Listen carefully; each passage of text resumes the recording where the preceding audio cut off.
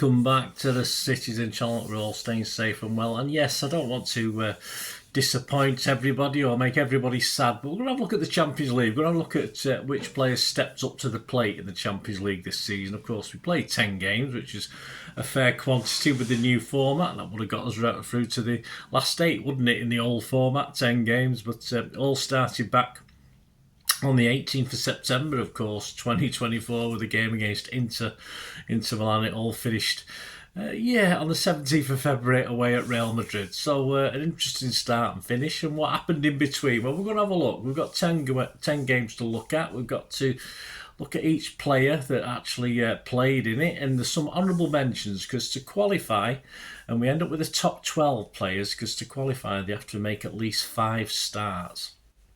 So I've discounted anything where the substitute appearances, etc., etc. There's a couple of funny ones, of course, where players came off injured quite early, so they didn't quite qualify. But we'll go through that we'll go through that. And I'll tell you all about that as we do it. So 10 games, 5 actual starts to qualify, apart from a couple of iffy ones. And we've also got the Manchester Evening News ratings and my own. So we're going to base it on. We'll base it on mine as the top 12, but of course I'll give you the Manchester Evening News rating as well, which would have been Simon Bukowski, who was in charge for most of the European games. So let's get on with it. Without further ado, honourable mentions. I've discounted the new boys, of course, Kusinov, Marmoush and Nico, who all played in that Real Madrid away game, all flung into that game. So I've discounted Kusinov, Marmoush and Nico. So we'll start. I've tried to do some sort of order, although it's a bit complicated with sub appearances. Of course, O'Reilly only made 1 sub appearance in the Champions League against Sparta Prague, so a mention for him. McAtee made 5 sub appearances, around about 2 hours on the pitch, so he had a bit more time, and actually got a goal against Bratislava. But generally, not too much special to talk about. Simpson Pusey. Lee made 1 start. He got rated a 5 by me and a 5 by the Manchester Evening News. It was against Lisbon away, which was one of the game that keeps cropping up today as one of the poorer performances from some of our players. And he made a sub appearance as well against Feyenoord. Rodri made 1 start, of course. He got a 5 from the Manchester Evening News and a 6 from me against Inter Milan. The Manchester Evening News actually said of Rodri's performance that game: off the pace, getting his pocket picked more than he or anyone else would expect. Felt like a game where he was feeling his way back in. It didn't last long, did it? So they give him a 5. I said simply, a poor first half, much better second, needs to get back on it quickly. It's amazing looking back. You think, well, he didn't get back on it at all, did he? Unfortunately, Walker, yes, he made 1 appearance in the Champions League. He scored a 5 for the Manchester Evening News and a 4.5 from me for the Juventus game, of course.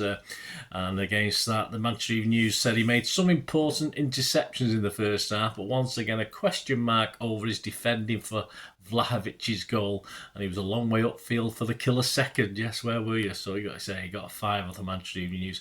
I give him a 4.5. I wasn't as generous. I said nothing.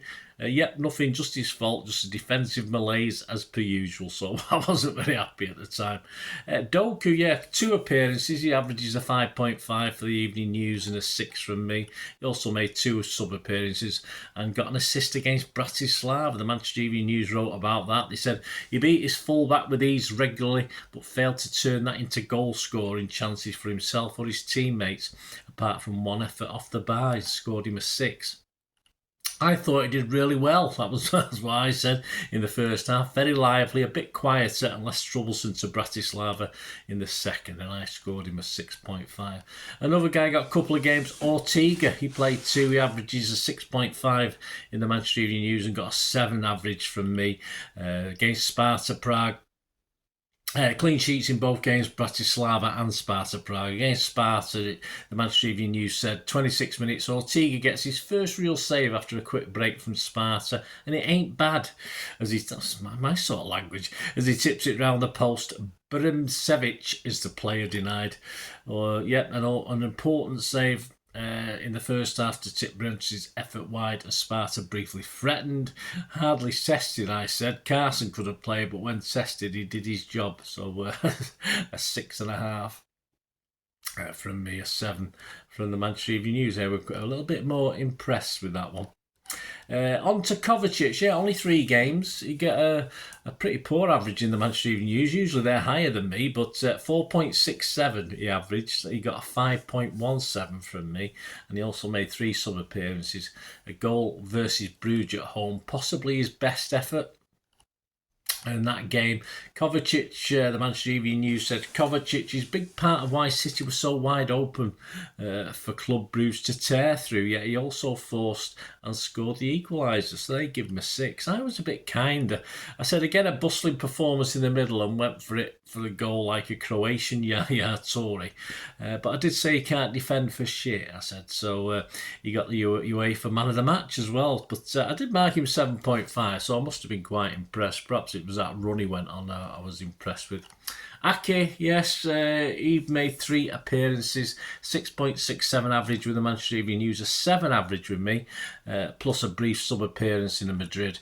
And Sparta Prague at home was his best display. On 47 minutes, Manchester Evening News wrote, Ake has the ball in the net but overruled by VAR as he had apparently handballed in the build-up. It was by the letter of the law. Okay then, unlucky for Ake.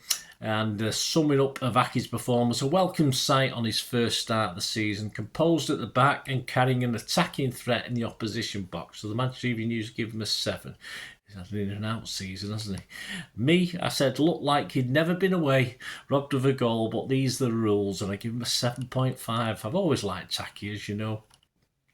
Grealish, yes, interesting one, Grealish. I've registered him as 3 starts. Manchester Evening News is 4 because, of course, he went off against Real Madrid at home. But his average with the Manchester Evening News was 7. His average with me was 6.375. And of course, that Real Madrid game was his standout game, but he only managed 30 minutes on the pitch. And of course, he got a goal and a pretty good display on as a sub against PSG. Against Madrid for Grealish, the paper said a night cruelly cut short, but he made a decisive impact before injury with the terrific cross that created the opening goal. Manchester Evening News scored him an 8. I said no way was he fit. I must have been there. Did okay, but not much point if he got to limp off halfway through the first half, so I wasn't overly kind. And of course, he wasn't on long enough for me to give him a mark.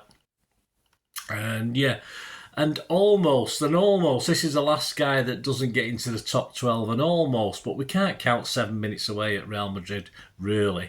But his average score was actually the highest of anybody. Sadly, only 4 real starts, and we're talking, of course, Johnny Stones. Yes, 5, well, it wasn't really 5 games, was it? Because I'm not going to count that few minutes. He got an average of 7.28. from the Manchester Evening News and a 7.5 from me. So he had a pretty good Champions League, Johnny Stones. As I said, he would have actually won if we'd counted that, if he'd stayed on the pitch a bit longer, probably, against Madrid.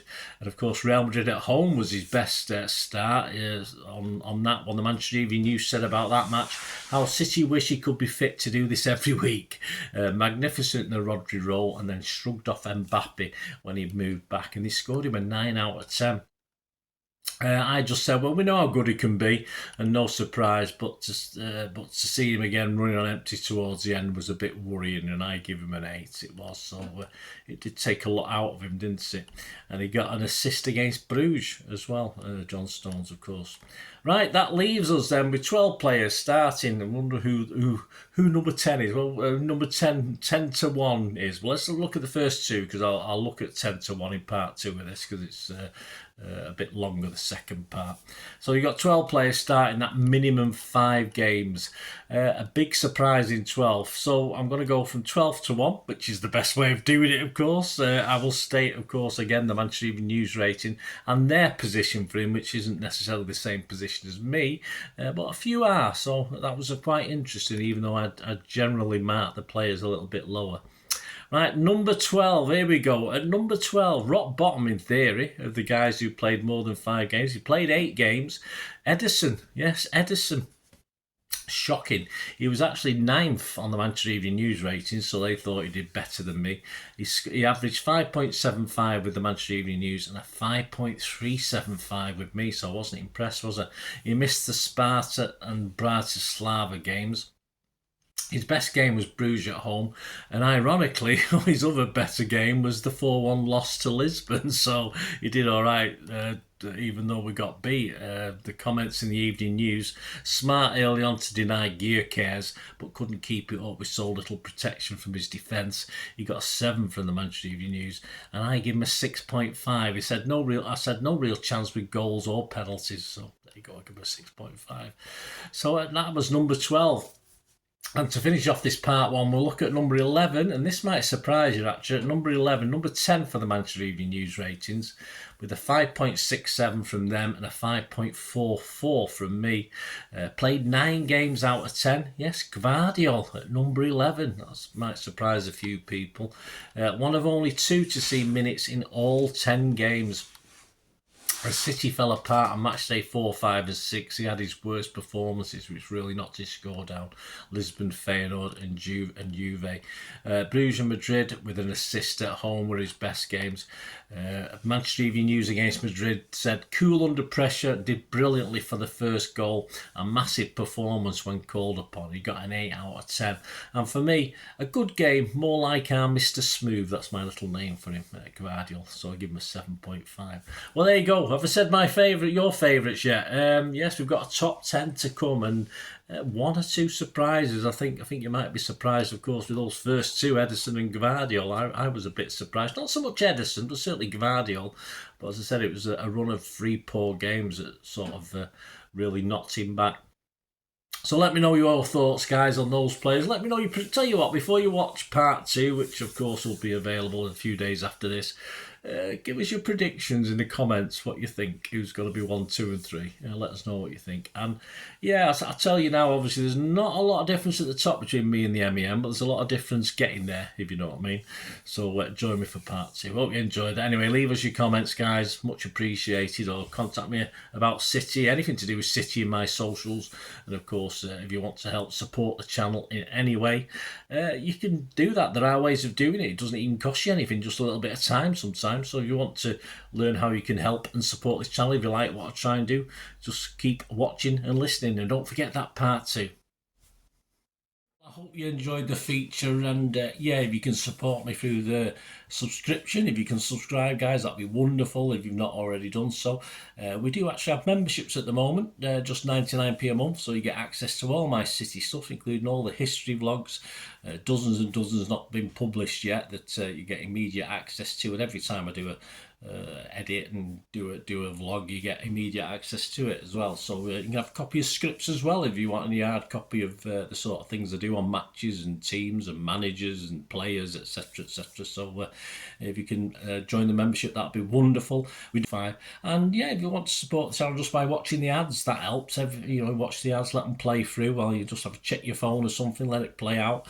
And of course, if you follow any of the links, that always works as well. If you follow a link to one of the ads and you fancy something, I've done it myself. I've followed a link and actually purchased something from another organisation. But it can happen. It can happen. Not all ads are stuff you're not interested in. And of course, if you can give us a like, guys, that would be absolutely fantastic. All likes are much appreciated. Anyway, thanks for watching. Until the next time, of course, I only ever ask one thing, don't I? Please, I ask you all to stay safe, especially you Blues. Until the next time, come on, City. Bye for now.